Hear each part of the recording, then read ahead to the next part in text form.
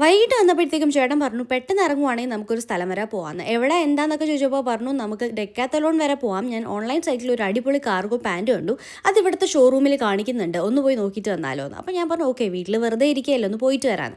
അങ്ങനെ അവിടെ ചെന്ന് തപ്പിയപ്പോഴത്തേക്കും പാൻറ് കണ്ട് കിട്ടി. പക്ഷേ എന്താ പറ്റിയെന്ന് വെച്ചാൽ സൈസ് അവൈലബിൾ അല്ലായിരുന്നു കേട്ടോ. പിന്നെ ഒരുപാട് സമയം അവിടെ ഇങ്ങനെ തപ്പി തപ്പി തപ്പി നിന്നിട്ടും കിട്ടിയില്ല. പിന്നെ അവസാനം ഓൺലൈൻ സൈറ്റ് വഴി തന്നെ നമ്മൾ ഓർഡർ ആക്കിയിട്ടുണ്ടായിട്ടോ. വന്നതും പോയതും എല്ലാം ഒരുമിച്ചായിരുന്നു, ആ ഒരു അവസ്ഥയായിരുന്നു കേട്ടോ. വന്നു നോക്കി കണ്ടില്ല, പിന്നെ അതാ പോവാണ്. അങ്ങനെ പോകുന്ന വഴി ഒരു ബോൾ കണ്ടപ്പോഴത്തേക്കും അത് വെച്ചിട്ട് കുറേ സമയം ഇങ്ങനെ കളിച്ചുകൊണ്ടിരുന്നു കേട്ടോ. ചേട്ടന് ഫുട്ബോൾ ഭയങ്കര ഇഷ്ടമാണ്. പിന്നെ അവിടുത്തെ കുറേ അലുകുലത്തെ സാധനങ്ങളൊക്കെ ഇങ്ങനെ നോക്കിയിട്ട് നമ്മളിത് തിരിച്ച് നേരെ പോവാണ് കേട്ടോ.